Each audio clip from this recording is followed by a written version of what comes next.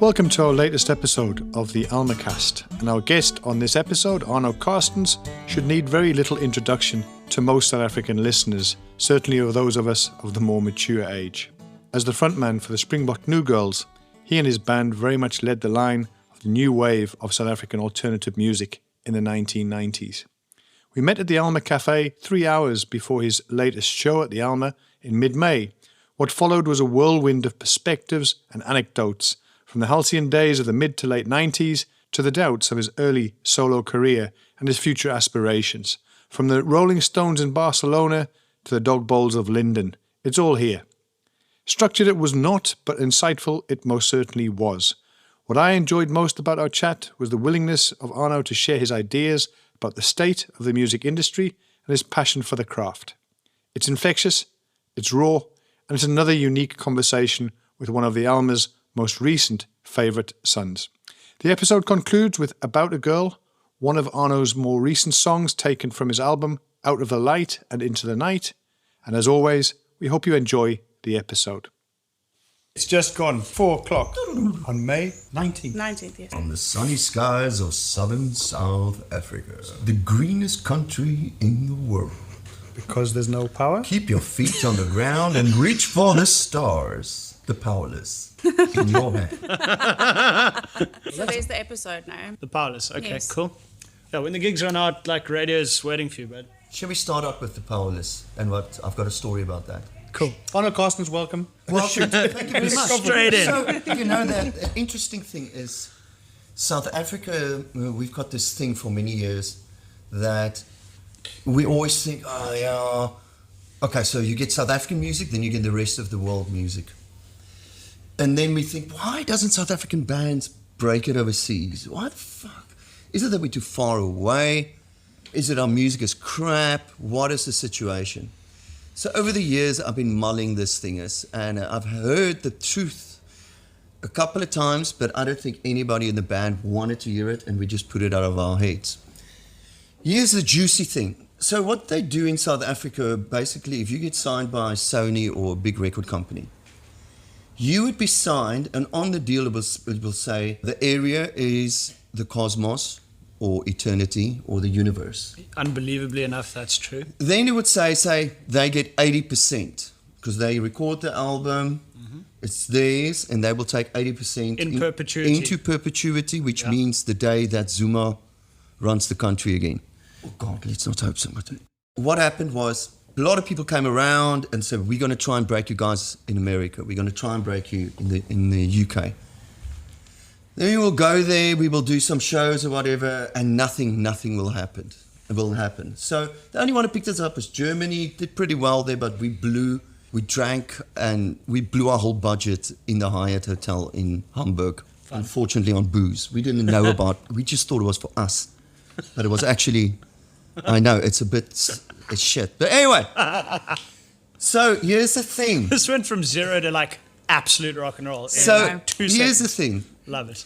If Sony America wants to break the Nude Girls in America, they will have to spend a lot of money to break us there. I mean, if you look back at Pink Floyd, The Wall, they spent millions to break Pink Floyd. It's not an easy thing. You've got to spend a lot of money to break an artist. But why would they want to do that if they're only going to get 20% of the money that comes from the profit?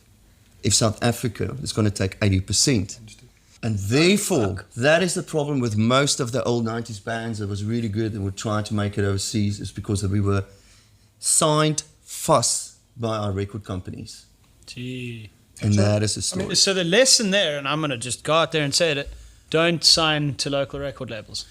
Well, luckily now, record labels are pretty much, what they do now is they admin the artists, you know. And they've all been bought by fucking Warner. But they've got there's no more thing of developing an artist and stuff like that. So record companies isn't really necessary anymore. But it was interesting.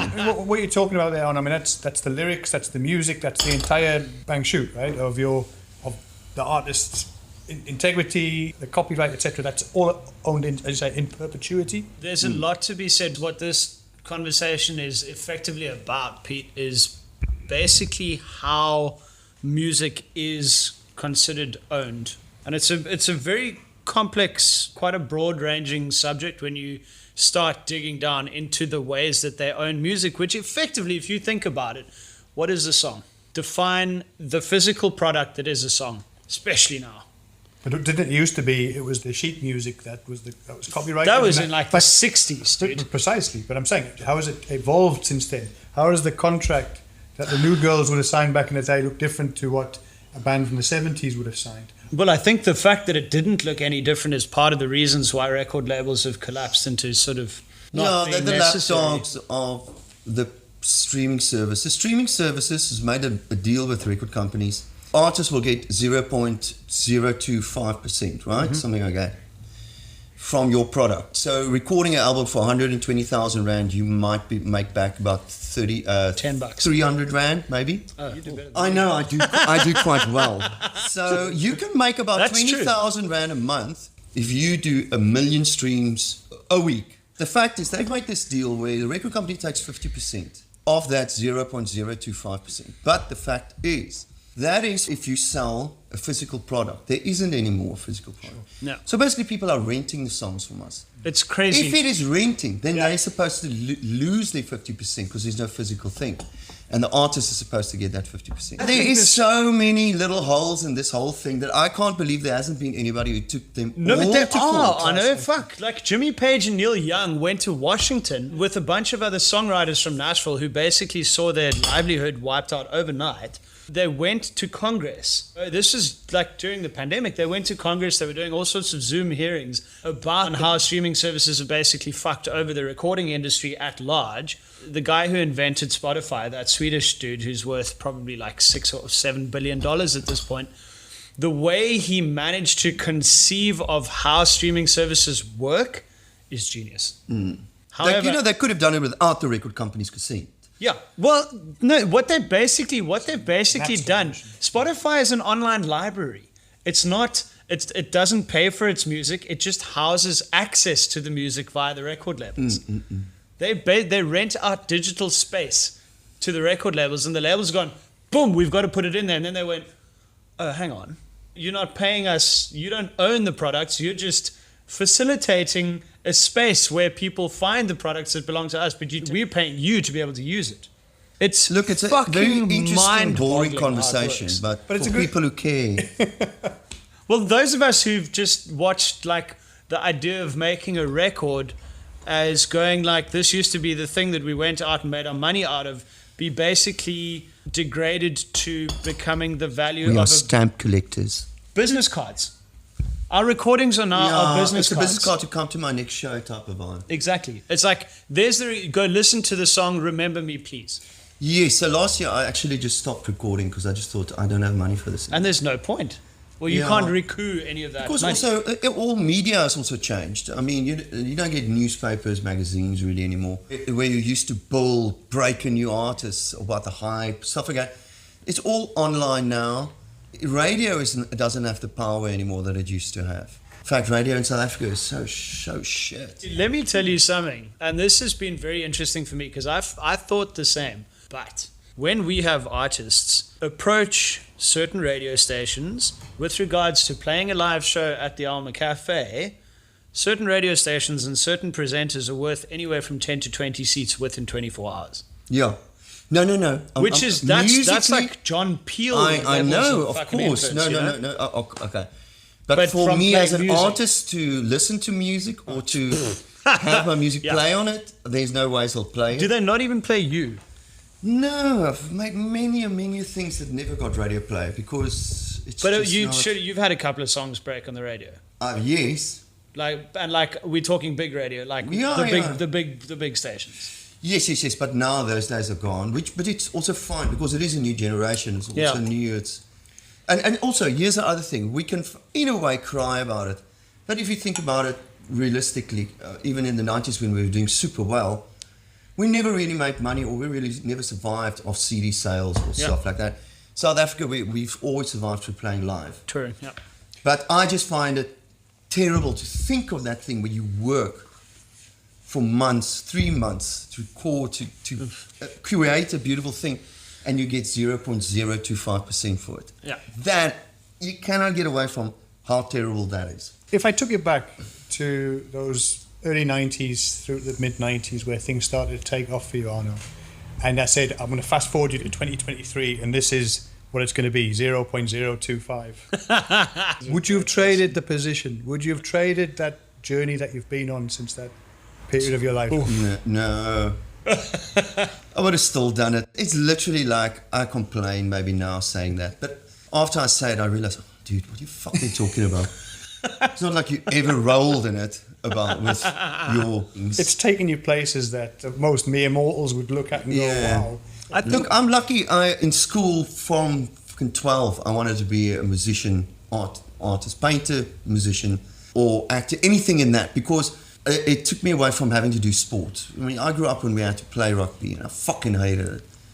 I figured it out, well, if I sing in the choir, I don't have to play rugby.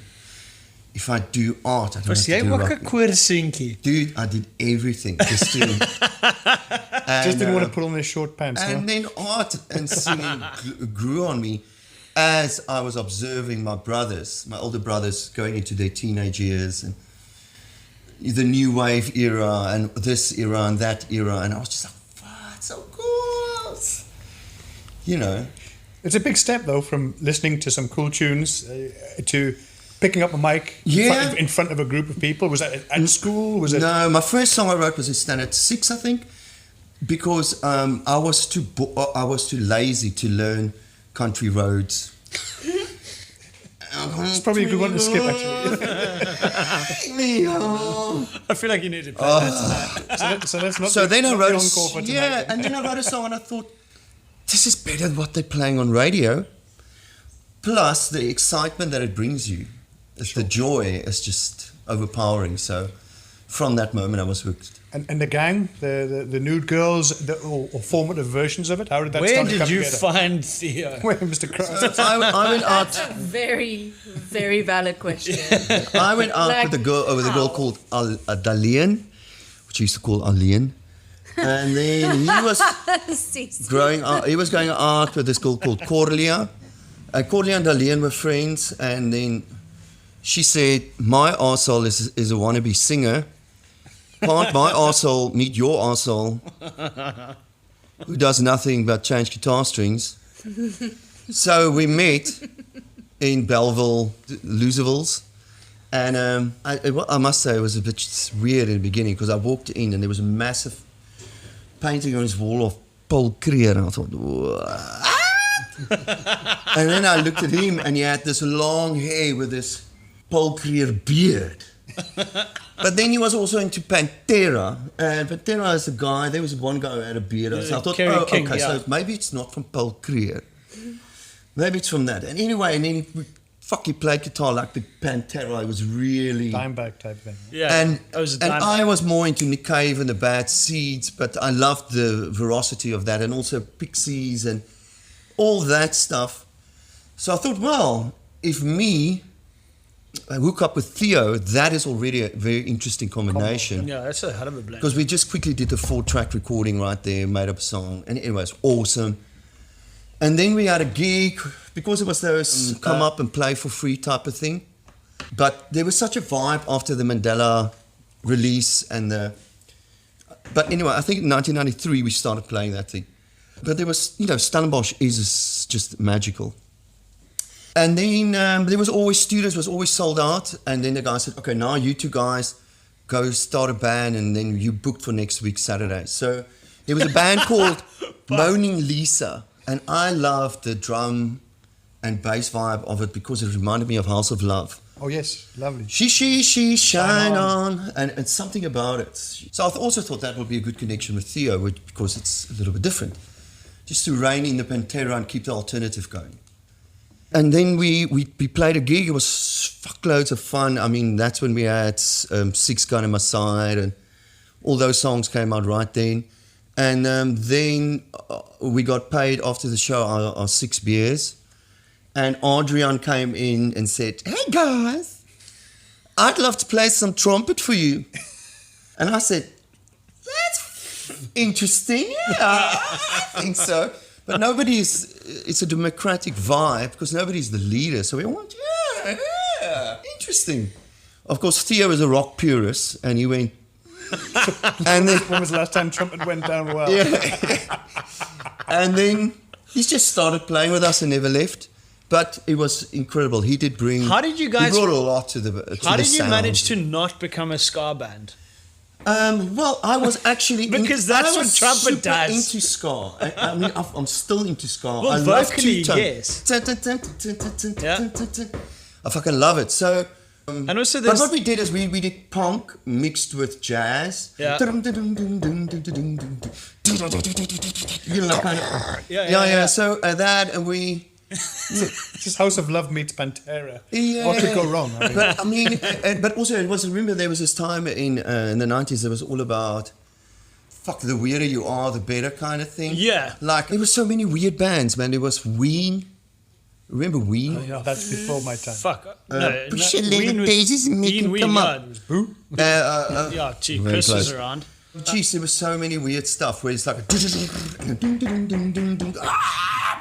you know, kind of, and we were into that. But you know, end of the day, what you were saying, our biggest songs, our most successful songs were all ballads. It's always the case with the But- rock band, though. But then, just to make us feel better, I think and because of the live shows, we always pushed it more and more and more towards the heavier. Yeah. So heavy that sometimes my voice couldn't actually So what I be that heavy. No, but again, what you were able to do, and it's so interesting actually making that connection between ska now finally, because there's all those like those sort of vocal things that you always do. Via Africa. This I fucking used to ska, love Via bro. Africa, yeah.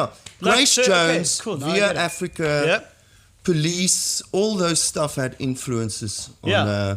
Because here's the other thing. Like, obviously, if you're listening to this and you've never listened to the Springbok Nude Girls or Arno Carstens, like, I'm gonna go out on a limb here and say I don't know any other vocalist in the world that sounds anything like you.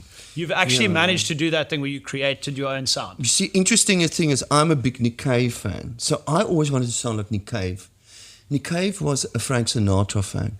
I wanted to sound like Frank Sinatra. Okay. The fact is not one of us sounds like You've the people all we wanted to fucked sound it like. up, but it sounds great. But you know, for me, it was like between when I go down with the voice like Supergirl, I go, oh, Yeah. this is a bit Sister Some Mercy. Sister Some Mercy and a bit of Nick Cave, like dark and blues. Yeah. You know, it was more about the sounds Totally, than man. actually And when did the you lyrics. And when did you learn to okay, sorry, this is like me just indulging in music nerd. I didn't know you could scream. But like that, Yeah, that kind of so- crazy, so- like extreme vocal stuff. When did that After come Love along? Satisfaction starts out with this whole thing, you're like, we are young, we are cold. Yeah. There's a big scream thing. I didn't know how to scream back then, so those are real screams. Yeah, It's bye-bye voice. But over time, I've learned how to fake it. Well, Basically, you just go. yeah, it's crazy. As like a music person, those are really advanced techniques. And like doing a gig, when you're watching 200 people go absolutely apeshit, you're watching Theo do the big hair thing, playing like evil riffs, and then he's just, it's insane. You know, it's like it's a real fucking thing. And you're just like, yeses. And then the fact of the matter is, Please play Genie. Which itself builds, right? yeah, and then there's like you said, it's always the ballads that are like the big songs. But there's that truism that no one writes a better ballad than a rock and roll band. Because we're sensitive too. So for me, a good ballad is good lyrics and a good melody. And a good melody. No. Says he wearing his Led Zeppelin t-shirt today, John. Yeah. Best ballad writers in the world. There you go. My one friend had an obsession with Led Zeppelin. At one stage, we used to hang out and drink boxes of wine Yeah. in our Datsun bakkie by the dam in Worcester. Sounds And, befuck. We don't call it Doorsbane anymore. It's fancy now. It's cardboard dough. I like it, cardboard dough. And we used to listen just to that, like he was saying. He says, Arno, you know, I've been listening to them and I've come to the conclusion that they only sing about girls breaking their hearts. All of these songs is that. I mean, they also sing about hobbits though. Well, maybe gay sex with a hobbit, Or a female hobbit. female dwarf. Who said hobbits can't break your heart? Hey, don't knock it till you tried it, right? Exactly.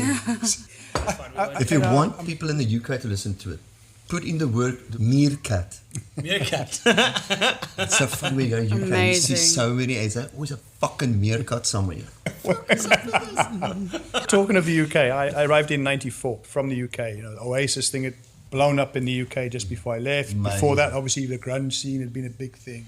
I arrived here and I remember listening to Barney Simon's show, and I've bubblegum on my boots the day it played. And I thought, what the hell is this? It was, again, a unique sound, completely removed to me from anything I'd heard back in the UK. And then obviously you guys were really making waves then. And it just obviously grew and grew. At which stage did you realise in that sort of Nude Girls journey that it's not just a fun thing, it's not just a sort of collaboration of three, but you've got this thing and actually it could be a career for... Okay, well that just happens naturally. You just suddenly you have a meeting with your lawyers and stuff somewhere in a room, And you're like, oh, and then you go, I've been working we've been touring non-stop.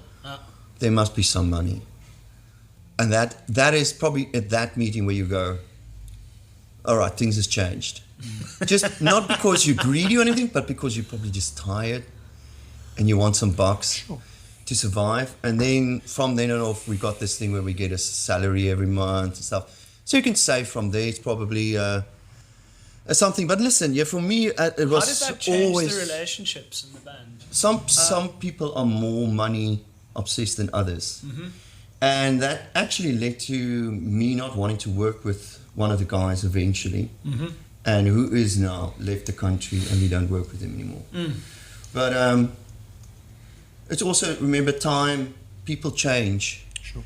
And if you're also not in the business, like a lot of the guys, me and Theo are still in the music business. Francois plays with us whenever we can. Yeah. Bloomer, the bassist, is in the UK. The Adrian's in San Francisco. They both study, and the one is in IT, and the other one is, I don't even know, in banks something. Okay. So they've actually got a life, and they can do other things, where the rest of us just kept going. Yeah.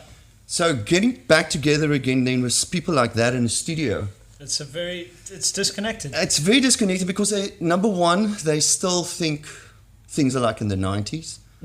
And it's not. They so far out from going through songs and writing songs. With age as well, I think even me now, I start to question the procedure. You know, like, is the song I wrote really that good? Is it worth it? You should just follow it and finish it off, and you'll be cool at the end. But a lot of times you just go, I just don't know anymore. But isn't that where the producer plays a big role, particularly when you've said, right, this is good enough for me to take into a studio environment? And is that where, I mean, you've worked with some big names, right? It's Kevin Shirley, Youth, Theo, obviously. Everybody's got different ideas about producers. For me, I write songs on my acoustic guitar. I like a producer to come in and redo the whole song and then blow my mind away with what I've written.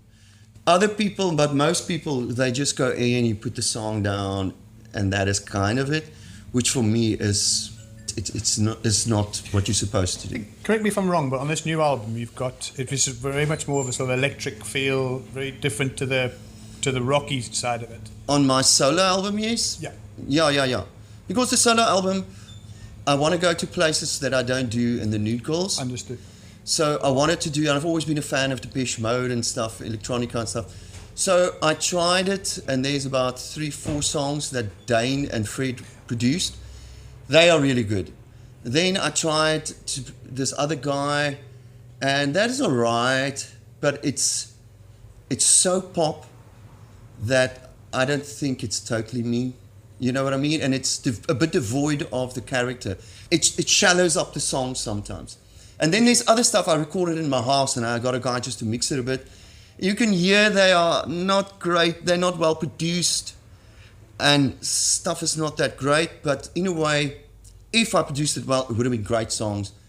And in it, you can anyway hear, I don't know.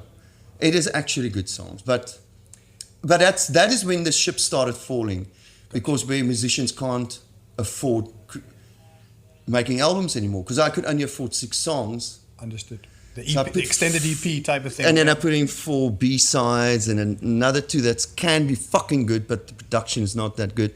That's out of the light into the night. If I may, I want to take it back to that Surpass the Powers, where, correct me if I'm wrong, but you guys went and remixed that with Kevin Shirley. And was that a commercial decision? Did it pay off dividends in the long term? So we went to Bob's Studios, we did Surpass the Powers. On there was a couple of like Blue Eyes and Genie stuff. He redid it because they wanted to release it in the UK and America. I always will like the original more. It's got more of the magic, but it doesn't sound as full. But Kevin Shirley is a great producer. I don't know if he was necessarily so good for us, but you learn a lot. Look, when we die, we'll be able to make the most incredible professional albums. We are learning non-stop. Sure. You've done a bit of production yourself, obviously your own production. I mean, is it something that you see doing more of? No, so I know what's terrible. So I write and then I can hear, fuck, that's terrible. That's no good. That's no good. No. And then you try and sculpt it until you are at least happy with it. So in that regards, yes, and I've got great ideas what other musicians should do. But you need a guy that is objectively creative. Fred from Jewels Fantasties was kind of like that. But these guys don't always stay, today's wonderful producer is not tomorrow's wonderful producer. They also burn out. So, yeah, you just that objective thing, man, that changes your song and brings it to a different... Let's put an edge in this. Who do you rate as producers in this country today? Well, everybody's got their superpowers. So Fred and Dane together as a combo is extremely creative and a pro sound. Theo's got a very warm, big sound. Mm-hmm. For rock bands, Theo is still the guy. Yep. Then Rudolf, that was in Volk of Politicar, by Francois. He is now flippy. He's so in demand. I mean, at the moment he basically took Van Kartal on. Yeah, and he's sort of backed off the bands now because he's so busy as a producer. Okay. So I know he's doing Dolph. Well, they call him Dolph. Dolph, yeah. So I remember seeing him play and going like, "Yes, it's that." He reminds me of the bass player of Queens of the Stone Age. The way you can just see how he's got a handle on that band. Like, no, it's impressive. He's good. So he's there, and then Matthew Fink I've never worked with. I still want to work with him. But geez, man, imagine you could put all these superpowers together, then and watch a studio explode. Thanos, yeah. Yeah. So okay, interesting. I was watching a YouTube clip this week of Sting chatting to Howard Stern on his show. He was talking about that moment where Sting had walked away from the police and talking about almost the liberation of going solo. I just thought it would be interesting when we see Arno saying, look, clearly there was a point where the Nude Girls, even though it's come back and there's been hiatus and so forth, that moment where you went and did your own thing with New Porn, you worked with Brendan and with Albert, did it give you a sense of sort of freedom, a chance to go into different ways? Each album would come out subsequent to your solo stuff, and it would be different. It would have a different flavour than, as you say, the Nude Girls. So, the Nude Girls, right? I remember when it happened, we stood in front of our lawyers' offices where we once had a meeting every week. And Bloomer had a wife and a kid, the bassist, and he said, I've decided to stop. I've got a wife and kid. Because we were talking about moving to New York. We were 27. And already 27, you're too old. And then Theo said, well, we've reached the roof. The ceiling, there's nowhere to go unless we go to New York blindly and we build it all up again. And they said, everybody just went, nah, fuck it, let's just leave it. So, in a way, that was 7 years. It felt like a lifetime, but it was actually just 7 years. And then, because of my ego, and everybody's ego, we go like, yeah, all right, okay, cool. In the meantime, you're going, this is kind of stupid. It's my whole and then you're kind of confused, But anyway, so later on, you realize bands should never break up. They should just say they're taking our hiatus. Because eventually they're going to miss doing the songs and everything and get back together again. You're making me feel things right now and I don't like it. We didn't know back then. So we just, like a lot of things we didn't know. And then so we broke up. So I started writing. I had to do modeling. My friend of mine has got a modeling agency and she said, come, there's a bit of extra bucks. I did that, but there was no phone calls coming in for shows or music or anything because it's all gone. Then I started writing Another Universe on my own. I didn't have any financial support and nobody was interested. So I thought, fuck it, my music career is over, but I'm going to just write for myself. Then I got 2 rich guys to invest in the album. We recorded the album, put it out, and nobody wanted to play the song that I thought was a good song, Another Universe. No radio play. So I thought, well, okay, I can make peace with this as well. And then somehow some guy picked it up and put it on the Volkswagen ad, and that's how they saved my career. I want to thank Volkswagen for saving me and David Kramer's career. That's a good point. And here we are, 2023. That one song. Literally saved your yeah. fucking balls, That bro. would have been around 2000, right? It's about Something there, yeah. I was a 10-year-old watching that song on TV, listening to your song. Going, that's a nice song. Nice. Where did you meet Albert? Like, how did that... So let's chat we about used to Albert play first. that Martel blues rock stuff that his dad used to organise Okay. in Grahamstown. Okay. Whenever we used to get there, me and his dad, he was a cool dude, so me Yeah. and him used to hang out a bit. After every show, I used to smoke a joint with him. And then we'll wait a bit, and then Albert comes, and if his dad leaves, then Albert will come, and then we smoke another joint together. So we became, and I think he was 16, 17 then, but he's such an awesome personality. So we really hit it off from when he was still young, and I was 24, 25. So I know him from back then, basically. Literally, you guys grew up together, yeah. Yeah, we had such a cool interview with Albert a couple of... Oh, we're going on a month ago. It was about yeah, almost a month Yeah. ago. Very special. And I think you've alluded to it. Very cool to see that the two of you are doing a bunch of shows next month. Yeah. It took us about 5 shows to get back into it and to realize now, because it's so different to in the beginning. You Like know, you in the said. beginning, it was my Yeah. stuff. Yeah. But now he's over the years written some very nice songs and some beautiful melodies and stuff. So Yeah. I love playing with him now. Okay. Because half of the show or longer, he Yeah. just plays. He does all the heavy lifting, and then I just come in for. A little bit of harmonies. And I stand back again and I go, ha. And when he plays his lead guitar, Hey, I go like, I try and act like I'm playing it. And no, man, it's super cool. I like also playing with Art Matthews a lot. We come from we're the same age, kind of all Yeah. vibe. And Art's got beautiful songs as well. That I used to hate in the 90s because we were all jealous of them. competitive. Yeah.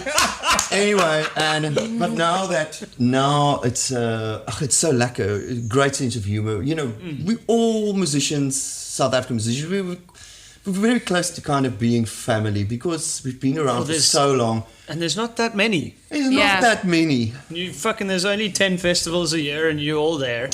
Yeah. You guys collaborated with Art on that Shallow Waters. Yes. What do you call it? Redux. So yeah. It's quite lekker. It's a great All around the- vibe to all do around the the video piano. and all of them because it's nice to see each other. You sometimes see each other once a year, maybe. So it was cool. If we take it back then, we've asked James Stewart around the usual. We've talked with John Ellis from 363. This whole sort of era, I mean, Tree would come later, but that era, the usual, yourselves, the Nude Girls, there would have been Just Ginger. There was a whole scene at the time. Wonder Boom doing their thing. So was it competitive, and how did that sort of push you to be better or to be the king of the crop? So, of course, it's a little bit competitive in the back of your mind. But if it comes to making the music, you can only make what you make. Sure. So, and in that, it's like a fingerprint. You can't have competitions with fingerprints. You know what I mean? My fingerprint's better than yours. It's a fucking fingerprint. But when you win a Salma, for instance, it's a way to go, okay, so we're on the right track. That's quite cool. But then, for instance, we had a massive relationship with Battery 9 because we liked the band members a lot. And then the other thing is, they were the only band that could play after the Springbok Nude Girls and then lift it. Well, I mean, they had a grinder on stage. Yes. Yeah. I mean, And you the had, what's his name, industrial painting. fucking metal and Just shit happening insanity, and the yeah. Afrikaans and that. So it was a bit of Rammstein almost, or Yeah. Stoischen and Noidbart, and we were all fans of. Was, you know, for me, I never saw what they were doing as Afrikaans. It was like listening to Bitter Eindes the other night. It's more of a European band, but it's the voice of Afrikaans. Yeah.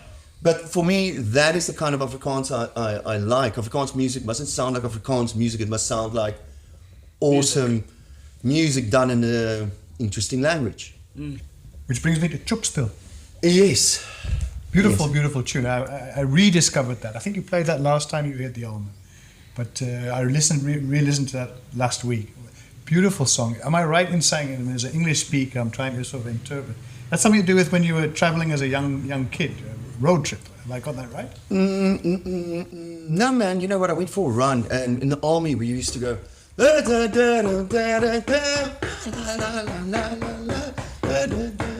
while you're running. So I was running in Worcester, and I was going. You always get a rhythm in your head. Troop stone, troop stone. I get you on my hook. If you like it or not, you get these rhythms in your head, and you go. Then when we recorded it, I said, well, obviously it's that beat from Marilyn Manson, but obviously we don't want to do that. He said no, but that is that's a good producer. He just totally turned it into a ballad. And it works. Like Chemicalia was this fucking punk song. And he said, well, how will Beyonce do it? And I went, what a brilliant question. What a brilliant question. The thing is, working with those guys, they're so broad. When we from the 90s, are kind of stuck in You've got your influences. Even and if you were broad-minded, you're still stuck in your little shit. And having these younger guys as producers, they will say things, yeah, but what about, how would Pink or how will she do it? And you go, I can't believe, I will never say it, but fuck, it's right, I will do it. And then eventually you do it, and Chemicalia came out like something between The Cure and, yes, maybe a Beyonce beat, but it's got more flavors of The Cure in it than, you know what I mean? So wherever you're going to go, you are going to bring it back to how you kind of like it. We're sitting here, so an hour and a half, 2 hours or so, you're going to be up on the stage. I'm fascinated to try and understand your thought process between playing a venue where probably 50 people versus F&B opening up for U2 or the Astoria headlining Nude Girls. Clearly there's certain things that are the same. This is more frightening than those things. Those things, you're part of a whole group of people, plus the people are so far that there's not a real connection with that person or that person or that person. You see it as one, and as one, they're a bit more forgiving maybe, hopefully. These things it's very bare and stuff, and I normally hate doing this, but Alma Cafe, and I've now discovered a place in Joburg as well, are the only places where people really come and listen to songs. They keep quiet and they listen to the lyrics and they follow the thing, which is amazing because I like my lyrics. There's some interesting, lovely stuff. Which is the one in Joburg? We do Fuck knows. Oh, it's that place that you go to. Music Box. Because there used to be the Blauhund in Linden. Where Yes. you played with Albert, and I saw I'll you never there forget years that. ago. That's a lekker venue. The weekend was in Spain with Rolling Stones. Your brain is not totally there, right? You come back. Is that right? I wouldn't imagine. You come back. It's 2 days open. Hey man, your next gig is at Blauhund in Linden. me and Albert sit in the backstage. What the fuck? We're sitting and we think, what the fuck? And then we hear the guy praying inside, knocking on dog bowls and doing the prayer of the Lord, ending off with Amen, and then, who let the dogs out? Oof, oof, oof, oof, oof. True story. You need to get up your game. Yeah, you're right. And so We've got a dog. You get on this. You know what? I understand it better because I read the book Conversations with God. I'm quite spiritual, but I don't like organized religion. Years ago, I read Conversations with God, and in it, I found it very liberating because it comes out that God creates everything, lies, as well as humor and everything. So when God made me play with Rolling Stones in Spain, he thought it would be fucking funny if he could make me play afterwards in Linden and Blauhund. I'm sorry, I couldn't get to you in Spain, so Linden had to do it. Yeah, sorry, Arnie. You're only as good as your last show, matey. But that's also how you know God is a woman, because no one else would be that petty. So What surprised? I didn't say that. What surprised you about some of those massive stadium shows that you played with? Stones, U2, REM. I mean, what surprised you? You've been around, you've seen a lot, but what was either fun or stood still out as something different? What was interesting is that, especially touring in the UK, I toured with Simple Minds, Ultravox, Paolo Nutini, I did 5 shows with Celine Dion. I did 20 shows with Ronan Keaton. A lovely guy, but, interesting. The fact is, I find that the more successful the artists are, the nicer the people are around them. And just overall, they are super nice if they're successful. Then you get people that's a little bit more aloof and not being very involved in the backstage whole thing. And most of those people just hate the lead singers or hate the artists. So that is interesting. Competition. why do you think? I want to jump into this one a little bit. Do you think that everyone's nice because they have no reason to be otherwise? I.e., because they know they're fucking blessed, or they know they're lucky as shit. That's exactly what. And they're exactly what super rich. Albert said. Exactly. Yeah. So let's turn this into a deep philosophical question about the nature of humanity. When you are given enough time, money, and doing what it is you want to do, you become a nice person. Do you think this is true? Listen, can we do an experiment? I'll give you How much money am I getting? 4 million rand for a month. 4 million per month. And let's just see how you feel. Are we going to the UK tomorrow with that 4 million rand? Yeah, I Because was that gonna might say, just that's buy good. you a cup of tea. Exactly.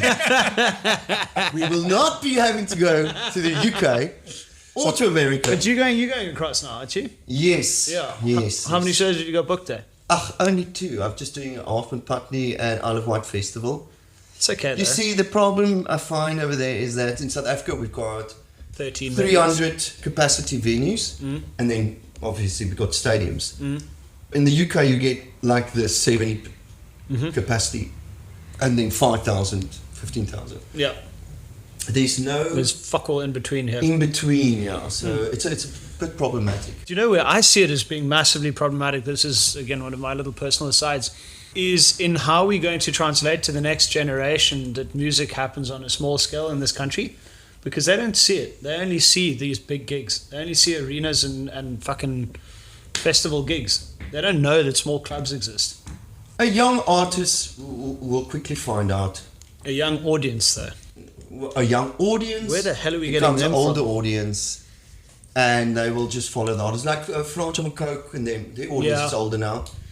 We're all around the same Exactly. age. They'll bring in. It's just generational. The success of the 90s music explosion Yeah. was because of Barney Simon, Yep. Yeah. right? Coming and then through the door. him bringing in a connection, having when is the gigs, who's the artist, the gig guide every week, playing the artist music, where's the venues. So there was a connection between the venues, the DJ, Yeah. and the bands, and that was Special. a recipe for growth. Yeah. At the moment, there is no connection between radio and the artists. Right time at the right place. 5FM doing their bit. Because the artists, most of the radio DJs is DJs. Yep. Yeah. Who will play their own shit. They're Yeah. pushing their own, And their own friends. Yeah. buttons, yeah. So it's a different world, but I think we're all just trying to figure it out, aren't we? it's also the first time in musical Sport is phenomena, record companies are not A&Ring and signing new artists. They're buying Off the shelf. They're buying buying Shakin' fucking Stevens labels. and Labels Mango now. Groove's repertoire because of the phenomena of TikTok. TikTok has done this thing where they put little songs on, old songs, Rock Around the Clock or What the Yeah. Fuck, but a kid dancing on it. Suddenly those songs become massive hits again. Yeah. So record companies has realized that there's no use in creating new artists because new artists sounds like old artists in any way. It's just costing them money. So Just, that is the new yeah. thing they're doing. There's no real big new breakthroughs in music. There's no new I mean, look at- rhythms really. There's no... Look at fucking Coachella, like Blink 182 reunites to headline Coachella day one. I loved it because I'm a pop punk kid. Right. I loved it. So did But I. at the same time, that's what the kids consider to be classic rock now. But I think it's Yes. also a lot to do with It's the fact that ridiculous. music isn't you can't make money out of music anymore. No. So therefore, parents are not going to tell their children, "Yeah, man, be a stamp collector. Fuck it." Great idea. The thing that really struck me the most about you the first night when we sat in the back at Alma was how excited you get about new music. Do you have anything new that you found that you think people have to hear? So every 2 weeks, new stuff, because you want to check out what's new in the production world. The last interesting thing I've had was, so Worsie van Wyk, we talked about Worsie. Well, I've now managed to get Worsie to open up for the Nude Girls. Is this a real thing? Listen, Worsie van Wyk is the biggest South African metal artist in the he writes, produces all of it himself, and his voice is... The moment that Jono realizes he missed the boat.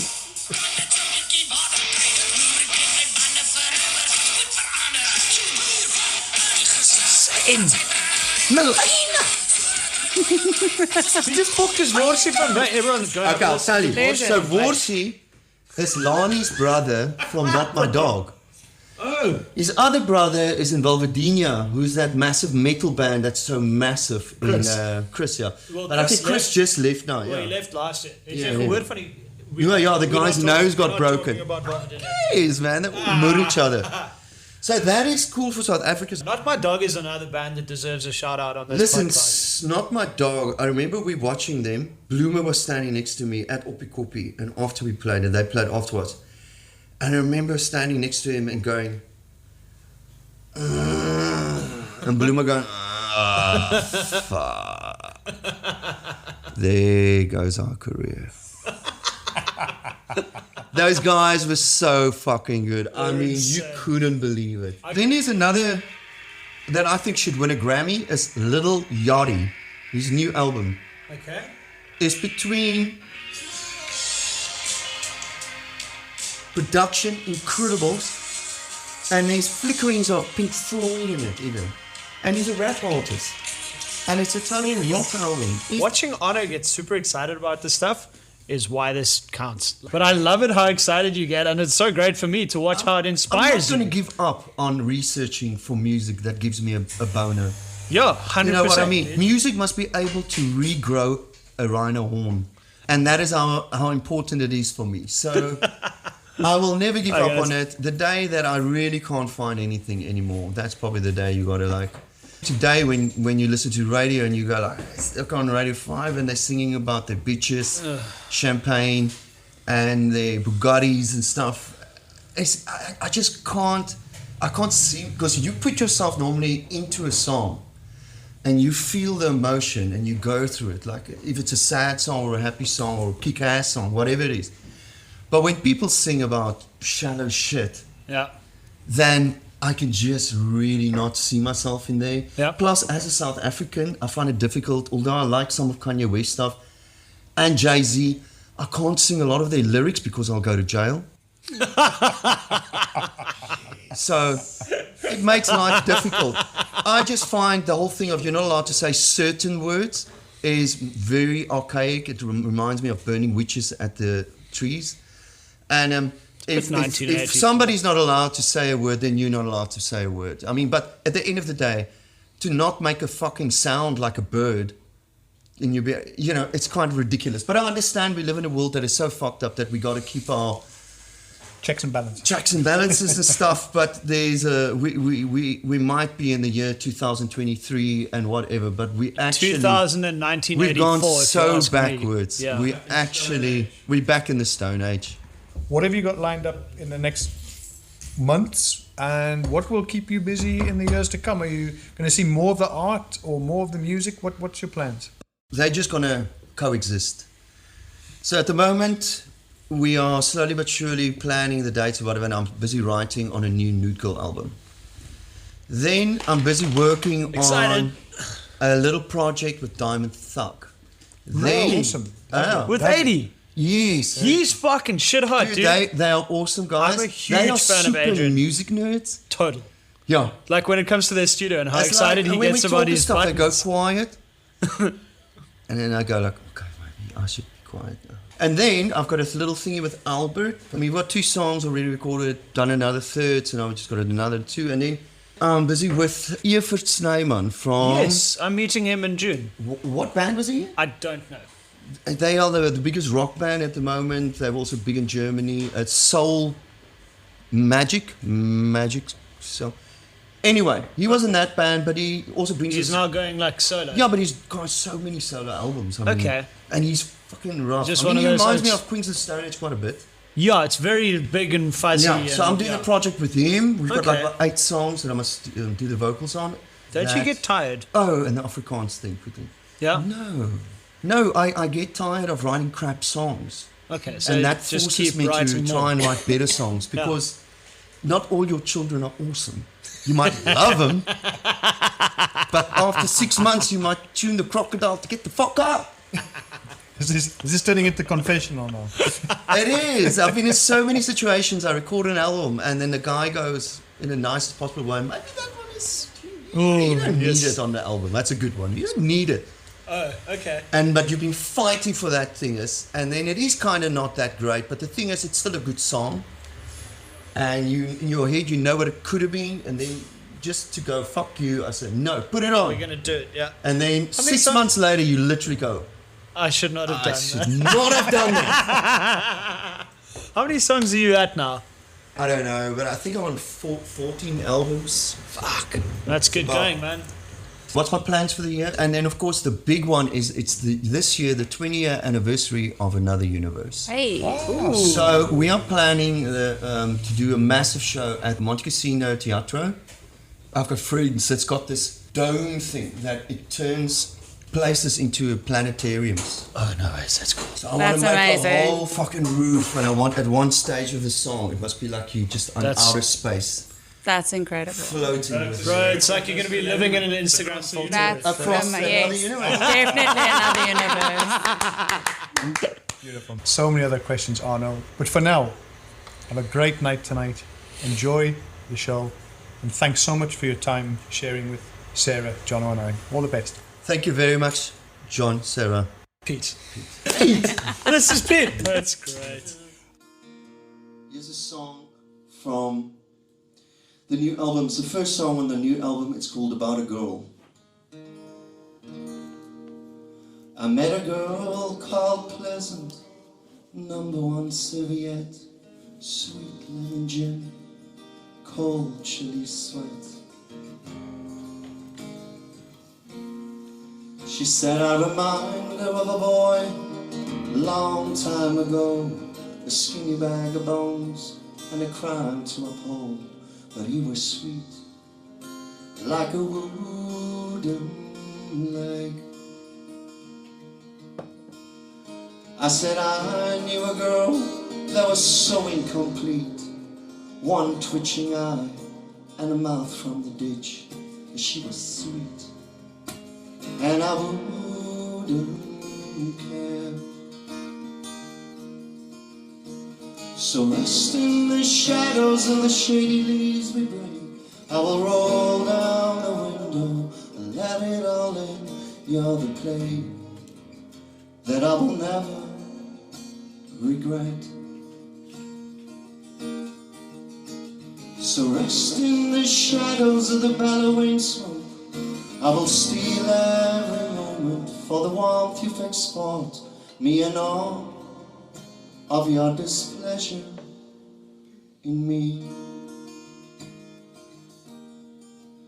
I met a girl called Pleasant who used to call me Rat. In a figment of my imagination, we were better than that.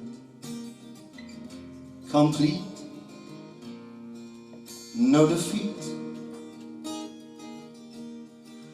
She said one day you'll grow up to be the tallest skeleton, and the whole block will stop and the penny will drop.